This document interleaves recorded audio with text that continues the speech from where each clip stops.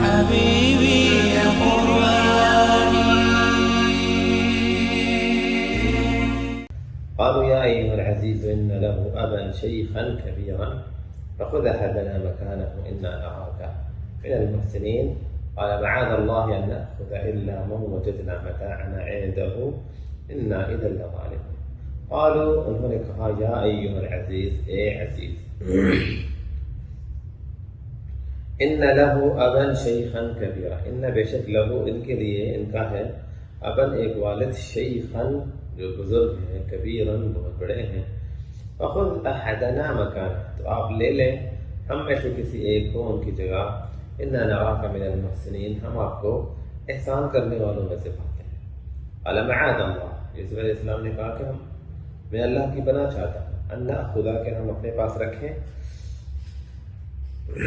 الا من وجدنا متاعنا عنده، سوائے جس کے پاس ہم نے اپنا سامان پایا ہے، انا اذا لظالمون، اگر ہم ایسے نہ کریں تو پھر ہم ظالم بن جائیں گے۔ پچھلی آیت میں ہم نے پڑھا تھا، پچھلی آیتوں میں بلکہ، کہ کیسے یوسف علیہ السلام نے اپنے بھائی کو کیسے وہاں روکا اور کیسے حکمت کے ساتھ اور ایک اچھے تدبیر کے ساتھ انہوں نے اپنے بھائی کو اپنے پاس رکھا، اور پھر ان کے بھائیوں نے، پچھلی آیت میں ہم نے پڑھا کہ ان پہ الزام بھی لگایا کہ اگر انہوں نے چوری کی ہے تو ان کے بھائی بھی پہلے چوری کر چکے ہیں، حالانکہ یہ ایک بہت بڑا الزام تھا، لیکن یوسف علیہ السلام نے اس پہ انہیں کوئی جواب نہیں دیا اور خاموشی رکھی۔ اگلی آیت میں اللہ فرماتے ہیں قالوا یا ایھا العزیز، جب ان کو اندازہ ہو گیا کہ اب یہ ہمارے بھائی کو تو نہیں چھوڑیں گے، تو وہ پھر ریکویسٹ کرنے پہ آ گئے کہ یا ایھا العزیز، اے عزیز۔ یوسف علیہ السلام کے لیے انہوں نے لفظ عزیز استعمال کیا، اس سے معلوم پڑتا ہے کہ یوسف علیہ السلام اس مقام تک پہنچ گئے تھے، یعنی وزیر خزانہ کے ساتھ ساتھ وہ عزیز مصر بھی تھے، انہوں نے ان کو اس مقام تک پہنچایا تھا کہ وہ پہلے عزیز مصر کے غلام تھے ایک وقت تک، اور اب وہ خود عزیز مصر بن گئے ہیں۔ تو یہ اللہ تعالیٰ کا وہی فرمان ہے، قل اللہم مالک الملک، اے اللہ تو بادشاہوں کا بادشاہ، تو تؤتی الملک من تشاء، جسے چاہتا ہے تو بادشاہ سے نوازتا ہے، وتنزع الملک ممن تشاء، جسے چاہتا ہے تو اس سے بادشاہ چھین لیتا ہے، وتعز من تشاء، جسے چاہتا ہے عزت دیتا ہے، وتذل من تشاء، جسے چاہتا ہے تو ذلیل کر دیتا ہے، بیدک الخیر، خیر سارے تیرے ہاتھ میں۔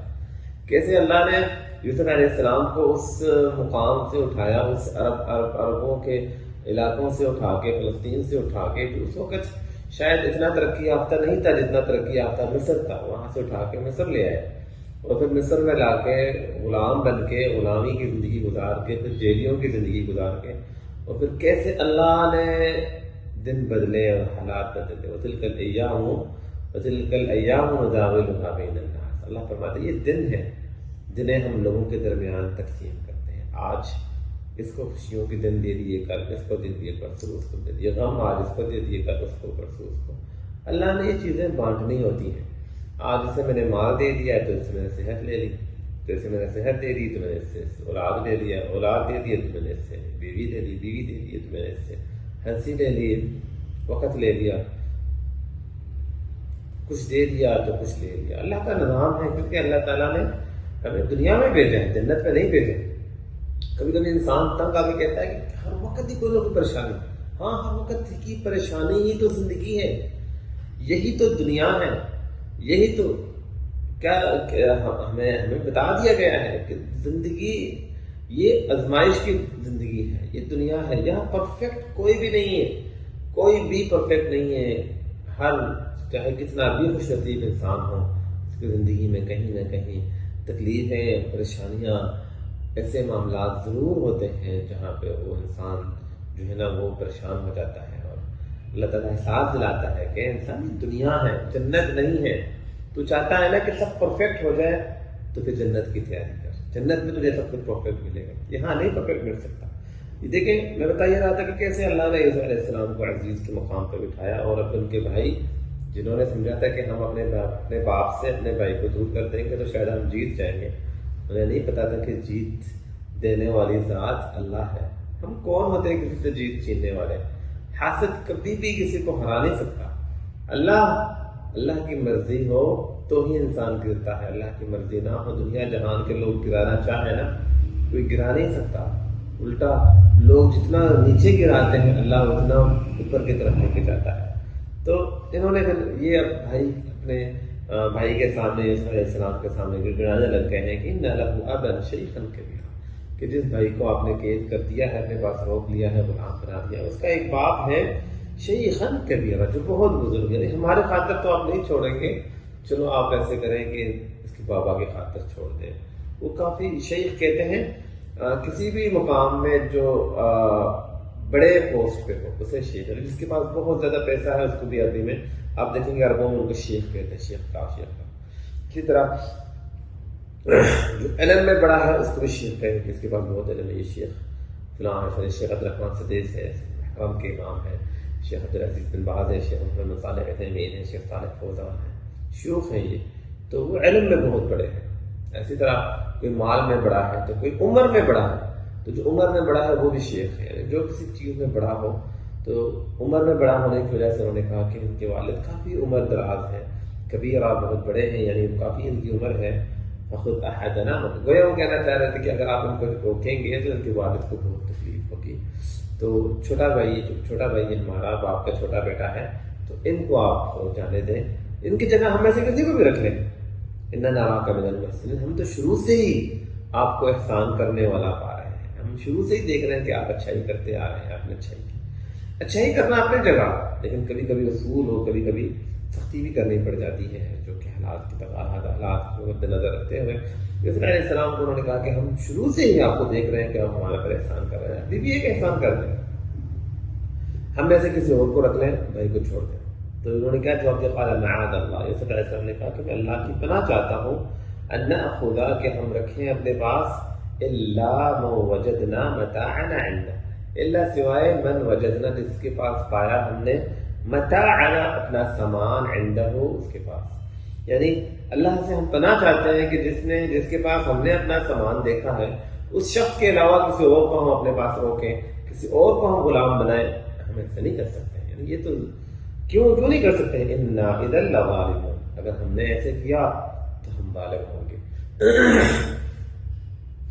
پہلی بات اس آیت میں یوسف علیہ السلام نے جو بات کی کہ اب یہاں دیکھیں، انہوں نے یہ نہیں کہا کہ اللہ کی پناہ چاہتا ہوں کہ میں چوری کی سزا کسی اور کو دوں، کیونکہ یوسف علیہ السلام جانتے تھے کہ انہوں نے چوری نہیں کی ہے، تو اس لیے انہوں نے الفاظ چننے میں الفاظ وہ استعمال کیے ہیں جو الفاظ سچے بھی ہوں اور بات بھی واضح نہ ہو۔ یعنی یہ ہمارے لیے ایک سبق ہے کہ کبھی کبھی انسان کسی ایسے موقع پہ ہوتا ہے، ایسی جگہ پہ ہوتا ہے جہاں پہ انسان کو لگتا ہے اگر میں واضح بات کروں تو شاید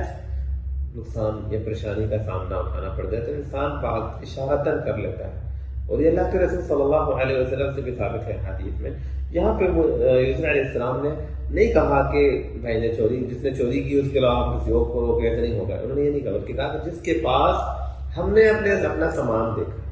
یعنی یوسف علیہ السلام نے شروع میں بھی میں نے کہا کہ جب انہوں نے کہا کہ انکم لسارقون، تم نے چوری کی ہے، تب یوسف علیہ السلام نے نہیں کہا، ایک شخص کو کہا کہ تم جاؤ دیکھو سامان ان کے پاس ہوگا، انہوں نے لیا ہوگا، اس شخص نے کہا کہ تم لوگ چھوڑو، یوسف علیہ السلام نے نہیں کہا، کیونکہ نبی کبھی جھوٹ نہیں بولتا، نبی جو ہوتے ہیں وہ جھوٹ نہیں بولتے، وہ سچائی پہ قائم رہتے ہیں۔ یہاں پہ بھی انہوں نے نہیں کہا کہ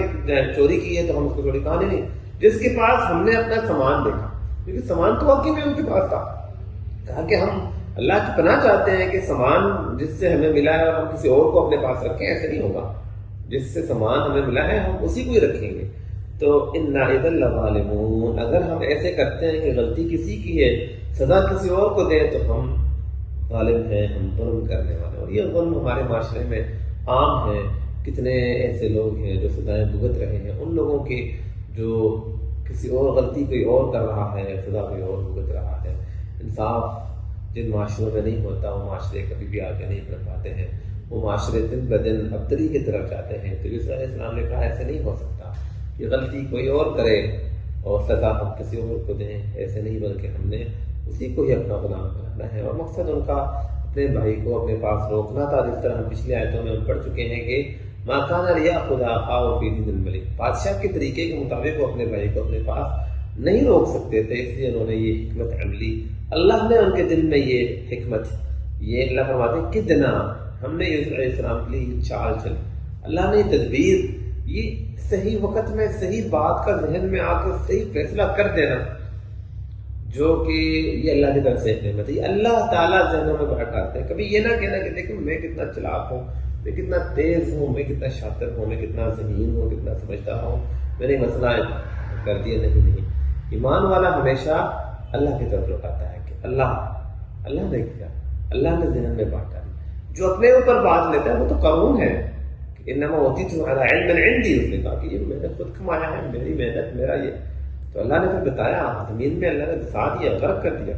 تو یہ اللہ تعالیٰ تدبیر دیتے ہیں، اللہ تعالیٰ ذہنوں میں باتیں ڈالتے ہیں۔ اس علیہ السلام نے کہا کہ ہم انہیں نہیں چھوڑیں گے کیونکہ ہم نے ان کے بعد اپنا سامان دیکھا ہے۔ باقی ان شاء اللہ اگلی کلاس میں ہم اگلی آیتیں پڑھیں گے۔ السلام علیکم ورحمۃ اللہ وبرکاتہ۔